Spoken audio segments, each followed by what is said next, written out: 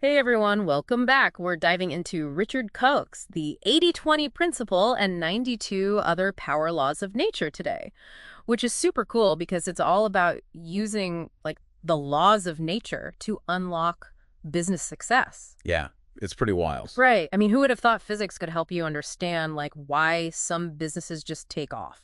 Well, and that's the thing. Koch didn't just pick any old laws. He specifically chose ones that apply across different fields, Yeah. showing how these concepts are, you know, fundamentally woven into how things work, not just in one specific area, but broadly. And yes, that includes the business world. Exactly. And that's what makes this deep dive so fascinating. So are you ready to jump in? Absolutely, let's do it. Okay, let's start with Darwin, right?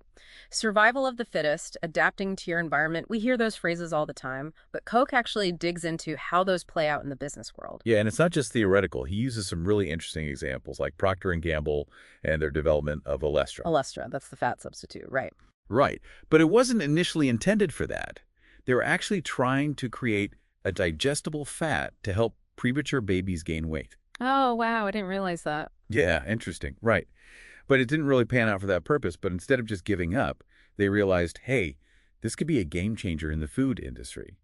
And they adapted, shifted gears, and Bamolester became a major player in the snack food market. See, that's what I love about this stuff, these unexpected connections. It's like finding out how your favorite snack was actually invented by accident. It really makes you think about all the products we use every day and what their stories are, what twists and turns they went through to get here. Exactly. It's all about adaptation and evolution, just like in nature. So true.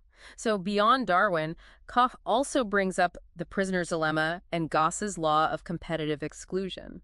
Both really interesting concepts, and they speak to that constant tension between competition and cooperation in the business world, that kind of push and pull. Right. Like, do you try to beat out the competition or do you find a way to coexist? Exactly. And Gause, who's studied tiny organisms, he found that two species can exist in the same space, but only if they're not fighting for the exact same resources.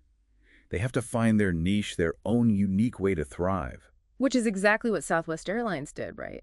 Instead of trying to copy the big airlines, they went their own way. Yeah. Low fares, point-to-point flights, no frill service, and it worked. They created their own buy-stable market, meaning they found their lane and dominated it. Such a great example. They understood Gauss's law before they even knew it existed, and it's a powerful lesson for any business. Absolutely. It's about finding that clearing in the jungle where you can thrive. But Koch takes it a step further with this cool concept of business genes. Yeah, he's not talking about actual DNA here, but rather those core components that make a business tick, those essential elements that determine its success. Like its unique selling proposition, company culture, those sorts of things. Exactly. And just like in nature, these business genes are constantly evolving, combining in new ways, and only the strongest, the ones that are best adapted to the environment, survive in the marketplace. So it's this constant dance between innovation and competition. Absolutely. This is fascinating stuff. So we've talked about Darwin, competition, even business genes, but Koch doesn't stop there. He brings in this whole other layer, and it's all about our brains, specifically our Stone Age brains. Yeah, this is where it gets really interesting. Koch argues that we still have these deeply ingrained instincts from our hunter-gatherer ancestors, and they can actually hold us back in the business world. Okay, I'm all ears. Tell me more about these Stone Age instincts of ours. Well, think about it. Back in the day, survival depended on things like following a strong leader, sticking to what you knew, and avoiding unnecessary risks, Yeah. right?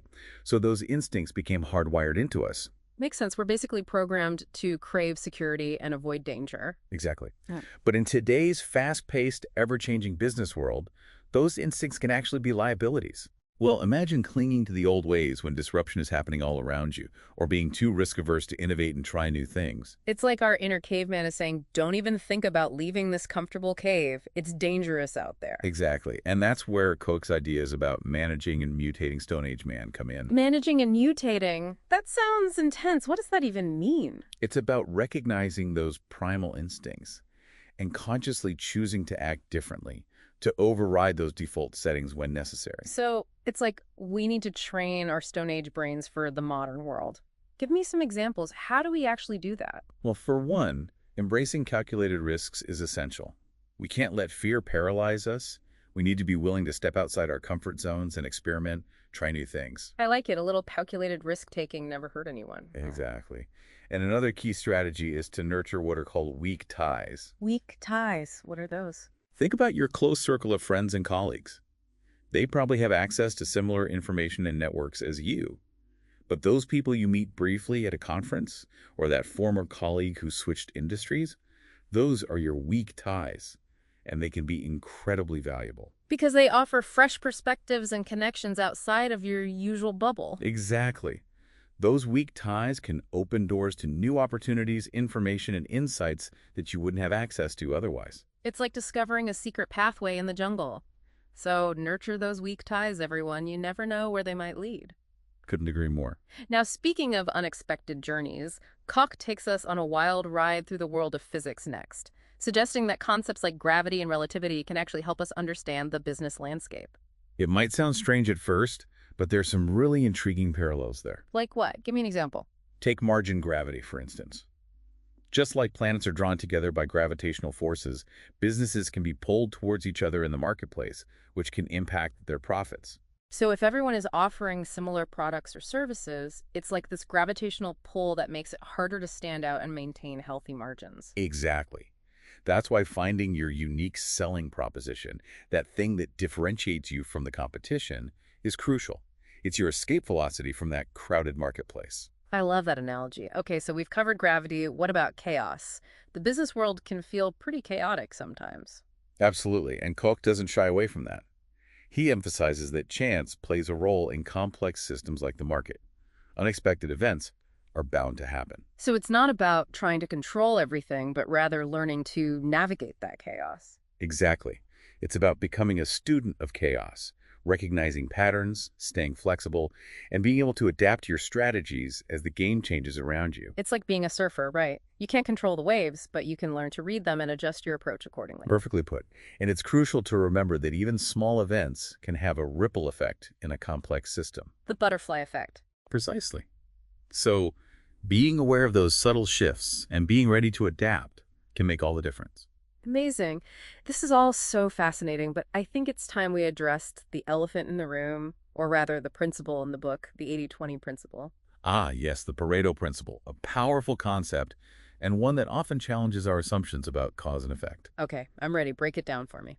Well, we tend to think that all our efforts contribute equally to results, but the 80-20 principle suggests otherwise. It posits that a small percentage of inputs often drive the majority of outputs. Meaning we should focus on identifying that vital few and really hone in on them. Exactly. It's about recognizing those disproportionate impacts and leveraging them strategically. It's like imagine a huge blockbuster movie, right? It makes tons of money, but it's not just because of the actors or the special effects. Right, there's a ton of marketing that goes into it too. Exactly. But here's the thing. It's often a tiny part of that marketing campaign, maybe like a viral social media challenge or a well-placed billboard that actually drives the majority of those ticket sales. Wow, so it's not about doing everything, it's about finding that one thing that really takes off. Precisely. And it applies to so many things. Think about the internet. There are billions of websites, but only a small fraction get the majority of traffic. That's mind-blowing.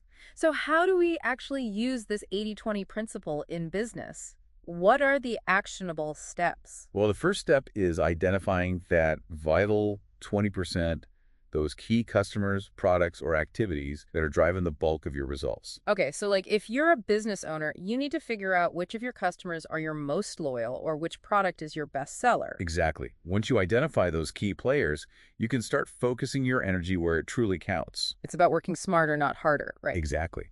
By focusing on that vital 20%, you can streamline your efforts, maximize your impact, and free up resources to explore new opportunities. This is amazing advice. But Koch doesn't just give us these powerful tools for success. He also talks about the potential downsides. Yeah, he brings up this idea of the paradox of enrichment. It sounds counterintuitive, but it basically means that having an abundance of resources can actually lead to complacency and eventually downfall. It's like, we're doing great, let's just kick back and relax. But in the business world, that's how you get overtaken by the competition. Exactly. And that's where entropy comes in, this natural tendency for things to fall apart if you don't actively maintain them. Businesses need to constantly be evolving, streamlining processes, investing in new technologies, staying ahead of the curve. So it's not enough to achieve success, you have to actively work to sustain it. Absolutely. And we can't forget about the law of unintended consequences. Oh, right, that butterfly effect again. Exactly. Every action has a ripple effect, so we need to be mindful of those potential consequences, both good and bad, and be ready to adapt accordingly. So as we wrap up our deep dive into Koch's power laws, what are the key takeaways our listeners should remember? We've explored how principles from nature, like adaptation and finding your niche, are crucial for success in the business world. We've uncovered those hidden instincts that can hold us back and learned strategies to overcome them. We've also journeyed through the fascinating worlds of physics and chaos theory, finding surprising connections to the business landscape, and of course, we unlock the power of the 80-20 principle. But ultimately, the most important takeaway is this. Success is a journey, not a destination. It's about continuous learning, adaptation, and renewal. And recognizing those hidden patterns all around us. Exactly. The business world is dynamic and constantly evolving, much like the natural world. So true. It's been an incredible deep dive into Richard Koch, the 80-20 principle, and 92 other power laws of nature. Remember, everyone, the power to unlock success is within you.